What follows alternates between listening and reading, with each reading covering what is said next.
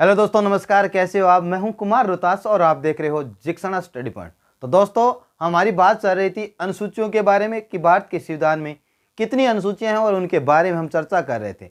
आज हम अनुसूची के बारे में चर्चा करते हुए 8वीं अनुसूची में प्रवेश कर चुके हैं। पिछली अनुसूचियों में क्या हुआ था एक बार फिर दोहरा देता हूँ। हमारे पास एक ट्रिक थी जिसका था वो ट्रिक क्या थी कि सास सास राज असूल।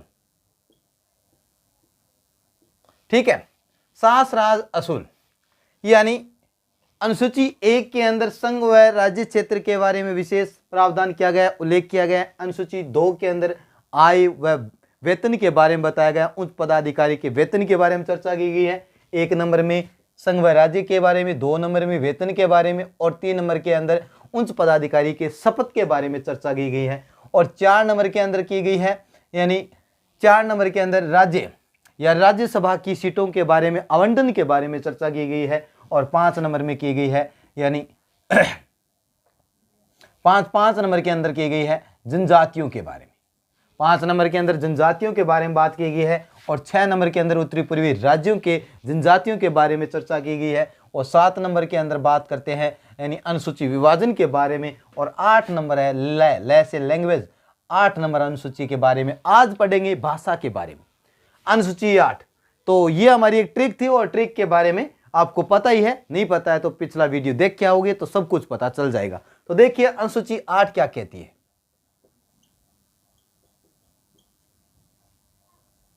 अनुसूची 8, अनुसूची 8 में भाषा के संबंध में उल्लेख मिलता है। ठीक है, अब हम बात करें कि भारतीय मूल संविधान में कितनी भाषाएं थी और अब संविधान संशोधन के तहत कितनी भाषाओं को जोड़ दिया गया, उसके बारे में हम चर्चा करते हैं। तो याद रखना है, एक बार ऐसे मैं डायग्राम बना देता हूं, थोड़ा सा समझ में आ जाए। मूल भाषा की संख्या थी उस समय 14, लेकिन आज कितनी है? 22। वर्तमान के अंदर कितनी है? 22। याद रखेगी कि मूल भाषा या मूल संविधान के अंदर भाषाओं की संख्या कितनी थी, तो याद रखना 14 थी, लेकिन वर्तमान के अंदर 22 भाषाएं हैं। वो 22 भाषाएं यानी उनकी संख्या है वो संविधान संशोधन के तहत जोड़ी गई है। ठीक है, अब हम बात करते हैं कि वो 14 भाषा कौन सी थी। एक देखो, संस्कृत, भाषा की जननी संस्कृत। 2 नंबर हिंदी,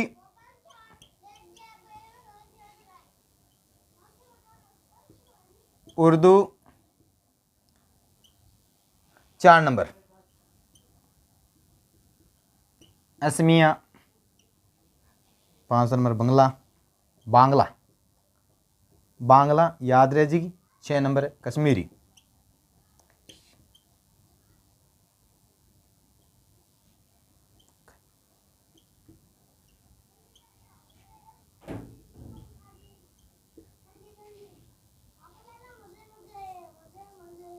पंजाबी 7 9 हो गए क्या? नहीं, 1 2 3 4 5 6 7 8 9।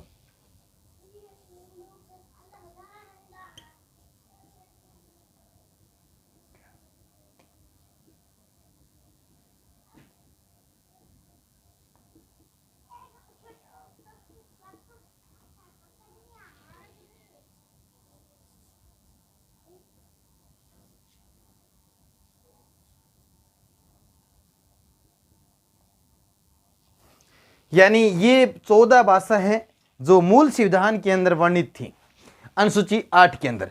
एक बार फिर देखो कि अनुसूची 8 हमें भाषा से संबंधित उल्लेख को बताती है। मूल संविधान के अंदर 14 भाषाओं का वर्णन था, लेकिन वर्तमान के अंदर आज 22 भाषाएं हो गई है। संविधान संशोधन के तहत उनको जोड़ा गया है। मूल संविधान के अंदर भाषा थी 14, वो कौन कौन सी थी? 1 नंबर संस्कृत, हिंदी, उर्दू, असमिया, बांग्ला, कश्मीरी, कन्नड़, उड़िया, पंजाबी यानी तमिल, तेलुगु, मलयालम, मराठी और गुजराती। इन 14 भाषाओं का उल्लेख है मूल संविधान के अंदर मिलता है, लेकिन वर्तमान के अंदर 22 भाषाएं हैं।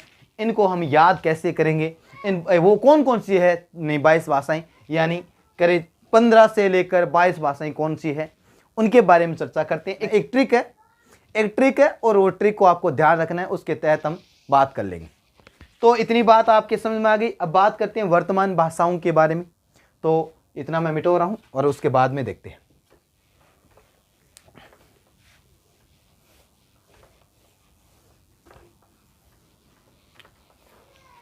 कि 15 से 22 भाषाओं को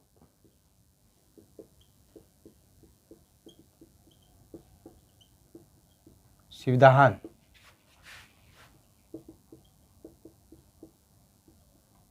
संशोधन द्वारा जोड़ी गई। ठीक है, इनको याद करने की एक ट्रिक बताऊं। सेंधा नमक खाती है बूढ़ी मौसी। सेंधा नमक खाती है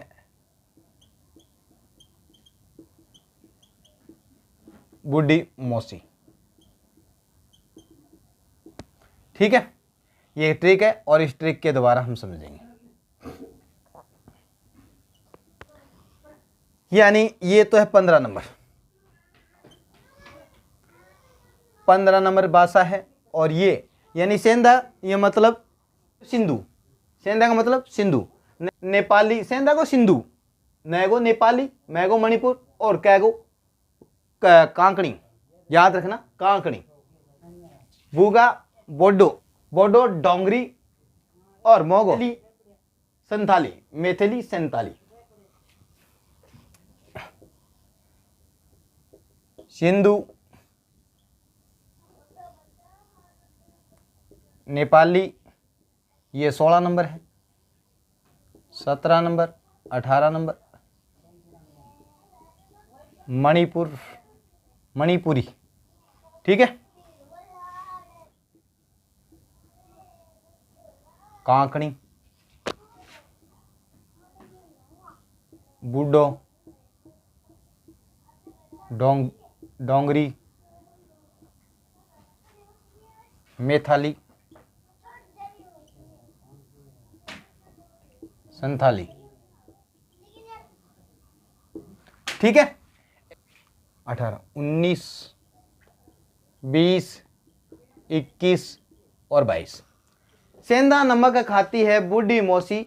याद रखना, सेंधा का मतलब सिंधु, नै का नेपाली, मै का मणिपुर, कै का कांकणी, बू का बूडो, डी का मतलब है डोगरी और मो को है मैथिली और सी का संथाली। ये 22 भाषाएं हैं, यानी 15 से लेकर 22 भाषाओं को संविधान संशोधन के द्वारा क्या कर दिया जाता है, जोड़ दिया जाता है। संथाली भाषा को कब जोड़ा जाता है इसके बारे में बात करेंगे। और फिर इन 3 भाषाओं को एक साथ जोड़ा गया था और फिर इन 4 भाषाओं को एक साथ जोड़ा गया था। याद रखना, संथाली भाषा को यानी 21वें संविधान संशोधन 1967 के तहत जोड़ दिया जाता है। 21वें संविधान संशोधन 1967, 21वें संविधान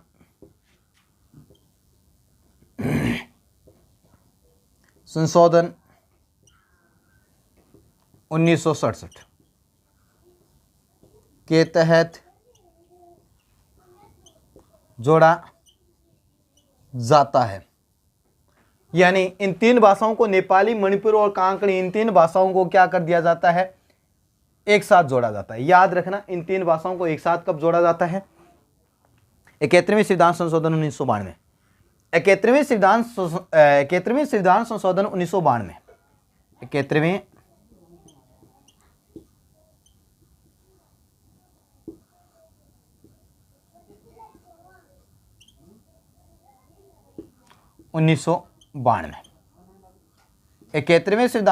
1992 में क्या है, जोड़ा जाता है कौन कौन सी भाषाओं को, नेपाली, मणिपुर, कांकणी को। इन 4 भाषाओं को, बूडो, डोंगरी, मैथिली और संथाली, इन 4 भाषाओं को एक साथ जोड़ा जाता है 92 संविधान संशोधन 2003, 92वें संविधान संशोधन 2003, 92वें संविधान संशोधन 2003 में जोड़ा जाता है। ठीक है। 21वें संविधान संशोधन 1967 के तहत सिंधु भाषा को यानी संविधान के अंदर जोड़ दिया जाता है। नेपाली, मणिपुर, कांकड़ी 71वें संविधान संशोधन 1992 के अंदर जोड़ा जाता है और बुड्डो, डोगरी, मैथाली और संताली भाषा को 92वें संविधान संशोधन 2003 के अंदर जोड़ा जाता है। ये हमारी यानी 22 भाषाएं थी और इन 22 भाषाओं का उल्लेख संविधान के अंदर मिलता है। इसमें विशेष क्या चीज़ है? विशेष ये है कि इस सूची में यानी 8वीं सूची के अंदर न तो राजस्थानी भाषा है और न ही अंग्रेजी भाषा का उल्लेख मिलता है। ये एक विशेष बात है। मिटा दूं? एक दो बातें हो रहे हैं, उसकी विशेष बातें ध्यान कर लेते हैं। क्या राजस्थानी भाषा को दर्जा देने के लिए कुछ प्रावधान किया गया था? उसके बारे में भी बात करेंगे। विशेष बात करते हैं। विशेष में क्या लिखा है? इस सूची में क्या है? अंग्रेजी व राजस्थानी भाषा का उल्लेख नहीं है। उल्लेख नहीं हुआ है या किया गया है। दूसरी बात, एकमात्र भाषा विदेशी है यानी नेपाली, उसका उल्लेख मिलता है। यानी एकमात्र भाषा विदेशी कौन सी है? नेपाली, जिसका उल्लेख हमारे संविधान के अंदर दिया गया है, नेपाली भाषा। ठीक है, यह बात आपको याद रखनी है।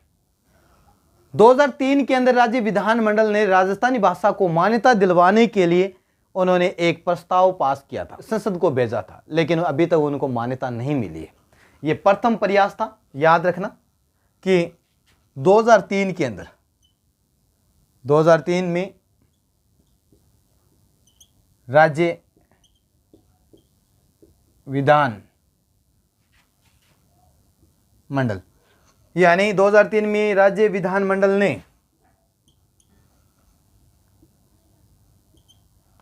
राजस्थानी भाषा को मान्यता दिलाने के लिए एक प्रस्ताव पारित किया और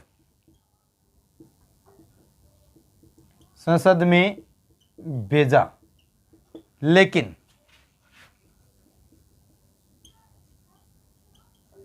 अभी तक इसको मान्यता नहीं मिली है। याद रखना, यह प्रथम प्रयास था, प्रथम प्रयास